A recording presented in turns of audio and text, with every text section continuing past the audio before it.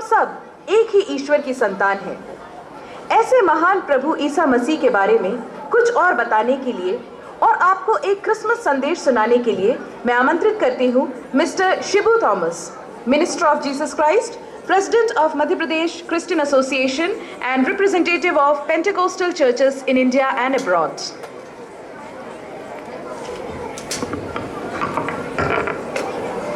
बोलो प्रभु यीशु मसीह की, बोलो प्रभु यीशु मसीह की, बोलो प्रभु यीशु मसीह की।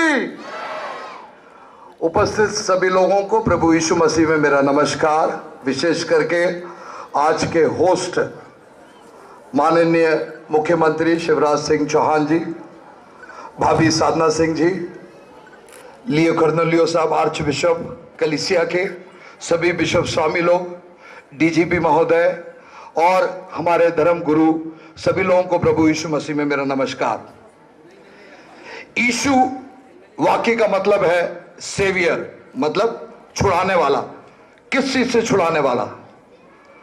पाप से छुड़ाने वाला, मृत्यु से छुड़ाने वाला, श्राप से छुड़ाने वाला, बीमारियों से चंगा दिलवाने वाला। यह नाम है, सब नामों से ऊंचा नाम यीशु का नाम है। प्रभु यीशु मसीह एक साधारण बड़वई के घर पर कारपेंटर के यहां पैदा हुआ। उसके दोस्त बड़े अमीर घर के लोग नहीं थे, बल्कि साधारण कुष्ठ रोगी लोग, जिसको पास लाना कोई पसंद नहीं करता था। कोसों दूर कई शहर के बाहर रहने वाले लोग कुष्ठ रोगियों को यीशु देखकर बाकी लोगों को भले ही प्रार्थना कर कर छोड़ देता था, लेकिन कुष्ठ रोगी को देखकर उसके पास जाकर उसके हाथ को थाम लेता था।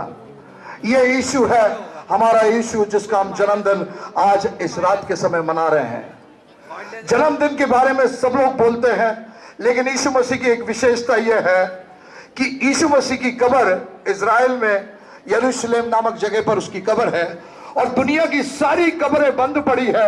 आज सिर्फ एक कब्र खुली है, और उस कब्र के बाहर लिखा है, he is not here, he is risen up. वो यहां पर नहीं है, वो जी उठा है। यह सामर्थ्य यीशु, सब नामों में सारी कब्रें जब बंद है, वो यीशु जी उठा है। और परमेश्वर का वचन, पवित्र शास्त्र बाइबल हमें यह सिखाती है, जिस आत्मा ने यीशु मसीह को जिलाया है, वही आत्मा हम सबको एक दिन जिलाएगी। यीशु मसीह जब इस धरती पर जी उठने के बाद 40 दिन तक धरती पर रहा, कई लोगों को प्रकट हुआ। 40 दिन के बाद बड़ी भीड़ के सामने वो उठा लिया गया। लोग उसको ऐसे ताक कर खड़े हुए थे। स्वर्गदूत दो नीचे उतर कर आए और उन्होंने कहा कि परेशान मत हो, जो यीशु आज उठा लिया जाएगा वो फिर वापस एक दिन आएगा। यीशु ने कहा, मैं जा रहा हूं, मैं आपके लिए एक बेहतरीन स्थान बनाने जा रहा हूं, स्थान तैयार हो जाएगा, मैं तुम्हें लेने आऊंगा और हम सब मिलकर एक साथ राज करेंगे। वही वहां पर लिखा है कि सारा पदभार उसके ऊपर रहेगा और वो युगानुयुग राज करेगा। हमारी आशा यह है, आज मेरे को सुनने वाले सब लोगों को मैं ये संदेश देना चाहता हूं, मृत्यु के बाद भी एक जीवन है। वही यीशु ने कहा कि मैं अनंत जीवन देने के लिए आया हूं। Devil has come to steal, kill and destroy, but I have come to give you life in abundance. अनंत जीवन देने के लिए। यीशु अमीरों से घृणा करता था। एक तरह से वो कहता था, सुई के नोक से, छेद में से ऊंट निकल जाएगा, लेकिन अमीर आदमी को स्वर्गराज प्रवेश करना उतना मुश्किल है। आज पूरी दुनिया जिनके पास पैसा है, पूंजी है, उसके इर्द गिर्द घूमते, लेकिन मेरा यीशु मसीह इतना साधारण जीवन जिया कि उसको बड़ी भीड़ में भी, जब उसको एक चेले ने उसको 30 चांदी के सिक्के में बेच दिया, वो जब मिलने के लिए आया तो उसने कहा, जिसको मैं चूमूंगा वही यीशु है। मतलब 12 चेलों के बीच में भी उसको कभी डिफरेंशिएट नहीं कर सकते थे, क्योंकि वो इतना साधारण जीवन जीता था। जो शिक्षा दिया उसका पालन किया, जो उसने बोला उसको जी कर दिखाया।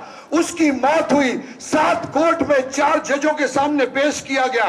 सारे जजों ने आखिरी में फैसला यह सुनाया कि हमने इसमें कोई गलती नहीं पाई। फिर भी लोगों की बड़ी भीड़ उसके ऊपर उतरी, इसीलिए उसको सूली पर चढ़ाने गया। सूली पर चढ़ाने से यीशु ने कहा कि अगर मैं आदेश दूं स्वर्गदूतों को तो स्वर्गदूत नीचे उतर के आ जाएंगे मेरी रक्षा के लिए। लेकिन पिता ने मुझसे, हमारे पवित्र शास्त्र में ऐसा एक वाक्य लिखा है यूहन्ना 3:16 में, He loved so much that he gave his only begotten son। उसने जगत से इतना प्रेम किया कि उसने अपने इकलौते पुत्र को दे दिया ताकि जो कोई उस पर विश्वास करेगा वो अनंत जीवन को पाएगा। यीशु पर विश्वास करना बड़ी साधारण सी बात है। हमको इतना विश्वास करना है कि वो मर गया था और वो जी उठा और वो पिता के दाहिने हाथ पर आज विराजमान है और हमारे लिए पक्षपात करता है। आप इतना आज भरोसा करेंगे, आप और आपका परिवार छुड़ा लिया जाएगा।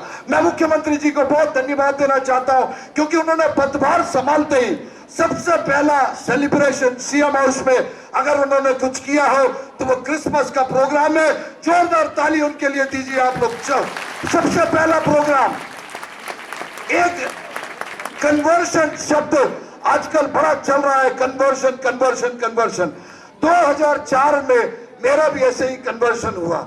मैं सिगरेट पीता था, शराब पीता था, दुनिया के सारे काम करता था, लेकिन एक रात को मेरी परमेश्वर यीशु मसीह से मुलाकात हुई और उस रात में मेरा रियल जीवन कन्वर्ट होकर मेरी बुरी मनुष्य को मारकर एक नया इंसान, एक नया जीवन परमेश्वर ने मुझे दिया है। और यह है मेरी नजरों में कन्वर्शन। कोई भी किसी को कन्वर्ट नहीं कर सकता। यीशु मसीह कहता है जब तक मैं किसी को आकर्षित न करूं कोई मेरे पास आ नहीं सकता है। यीशु मसीह की आज्ञा के बिना कोई भी उसके समीप आ नहीं सकता। यीशु ने वादा किया जब तक मैं किसी को आकर्षित न करूं कोई मेरे पास आ नहीं सकता। शिवराज सिंह जी और उनके परिवार के लिए यहाँ पर बैठे हर एक बच्चे परिवार उनके लिए प्रार्थना करता है। परमेश्वर उनको बहुतायत से आशीषित करे।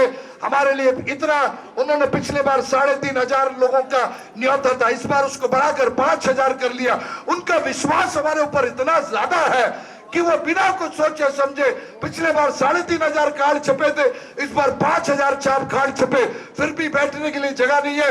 मैं माफी चाहता हूं जो लोग पीछे खड़े, क्षमा करिएगा। अगली बार 10,000 लोगों का आयोजन सीएम हाउस में होगा। हालेलुया। एक बात और बताकर बैठना चाहता हूं, यीशु मसीह जी उठा, कब्र में उसको सील किया गया। सोल्जर्स ने, लोगों ने कहा कि चेले को किसी को खड़ा कर देंगे, बोले यीशु जी उठ गया। उसके कब्र को मोहर लगा दी, पहरेदारों को बिठा दिया। लेकिन रविवार सवेरे जब उसकी मां मरियम कब्र के पास गई, कब्र खुला हुआ है और कब्र के ऊपर जो सामने पत्थर था उस पर स्वर्गदूत बैठा है और मरियम ने यीशु को वहां पर देखा। वही जीवित यीशु को हम आराधना करते हैं। उसने सारी जहां अपनी लुटा दी। 33.5 साल की नौजवानी में उसने अपनी जान क्रूस पर नचावर कर ली। और बाइबल में ऐसा लिखा है उसने कभी पाप किया नहीं है और उसको ये भी नहीं मालूम पाप क्या होता है। जो लोगों ने यीशु को ग्रहण नहीं किया, आज ये सुना रहा हूं सर, यीशु को ग्रहण करिए और मुख्यमंत्री और उनके परिवार के लिए निरंतर प्रार्थना करिए। सारी मंत्रिमंडलों के लिए प्रार्थना करिए। सोलोमन सबसे अमीर, सबसे बड़ा राजा था, लेकिन उसने परमेश्वर से एक प्रार्थना किया, इतनी बड़ी प्रजा को चलाने के लिए मुझे स्वर्गीय ज्ञान उपलब्ध कराइए। तो परमेश्वर ने इतना बड़ा ज्ञान सोलोमन को दिया और उसको कहा कि तूने सिर्फ ज्ञान मांगा, इसलिए तुझे नाम, शौकत, जीवन में शांति, आनंद, सब कुछ मैं भरपूरी से दूंगा। परमेश्वर आप सबको आशीषित करे। इन वचनों से मैं विराम देता हूं।